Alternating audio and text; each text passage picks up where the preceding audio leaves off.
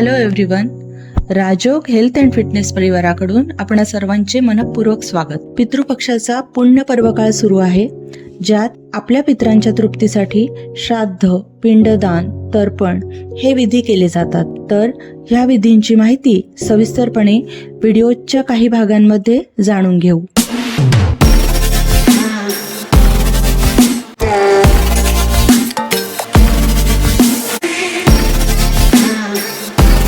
या कालावधीबद्दल अनेक तऱ्हेचे प्रश्न, जसे की श्राद्ध म्हणजे नक्की काय, पितर म्हणजे कोण, पितरांचे अस्तित्व खरेच असते का, पितृदोष म्हणजे काय, मृत्यूनंतर पण पितरांसाठी श्राद्ध कर्म व दानधर्म करण्याची गरज आहे का, पिंडदान का आवश्यक असते, पितृपंधरवाड्यात पितरांप्रित्यर्थ केले गेलेले दान पितरांपर्यंत कसे पोहोचते, पितृपक्षात योग्य त्या तिथीला पिंडदान, तर्पण, ब्राह्मण भोजन करणे का आवश्यक असते.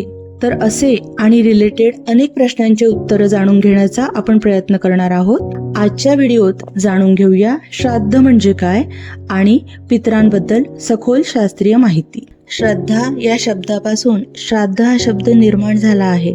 इहलोक सोडून गेलेल्या आपल्या पूर्वजांनी आपल्यासाठी जे काही केलं त्याची परतफेड करणे अशक्य असते. त्यांच्यासाठी जे पूर्ण श्रद्धेने केले जाते ते श्राद्ध होय. ब्रह्मपुराणाच्या श्राद्ध या प्रकरणात श्राद्धाची पुढील व्याख्या दिली आहे. देशे काले च पात्रे च श्रद्धया विधिना च यत् पितॄनुद्दिश्य विप्रेभ्यो दत्तम श्राद्ध मुदाहृतम.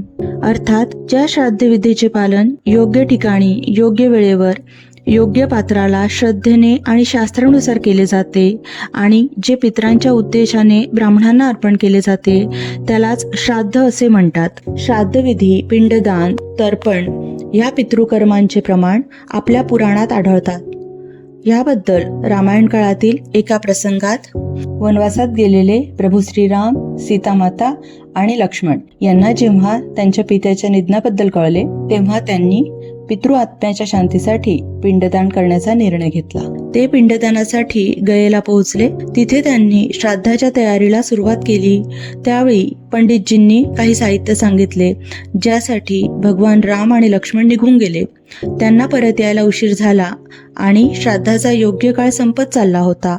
वेळेवर श्राद्ध होण्यासाठी सीतामातांनी फल्गू नदी, वटवृक्ष, केतकी फूल आणि गाय यांना साक्षी मानून वाळूचे पिंड तयार केले आणि आपल्या पित्याप्रमाणे सासरे राजा दशरथ यांचे पिंडदान केले.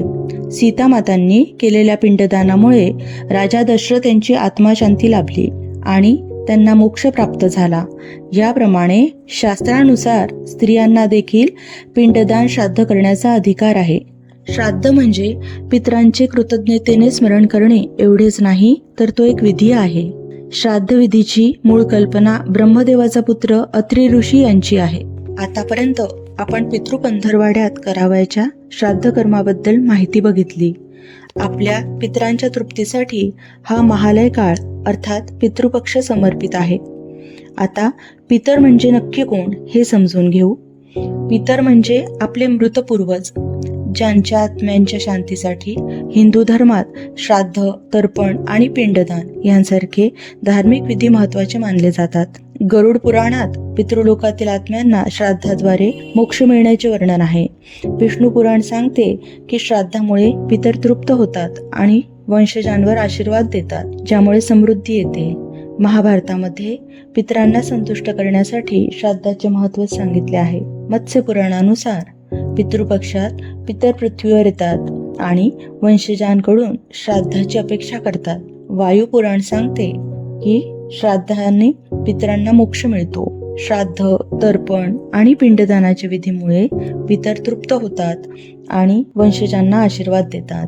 तर ह्या व्हिडिओत आपण श्राद्ध व पितर यांविषयीची विस्तृत माहिती जाणून घेतली. इथून पुढे आपण सलग व्हिडिओची सिरीज बघणार आहोत, ज्यात आपण पितृपक्षातील श्राद्ध कर्माविषयीचे संपूर्ण, सखोल व शास्त्रीय ज्ञान अत्यंत सोप्या व सहज भाषेत समजून घेणार आहोत. तर जुळलेले रहा नवीन माहितीसाठी. तोपर्यंत आपली रजा घेते. खुश रहा, स्वस्त रहा, मस्त रहा. नमस्कार.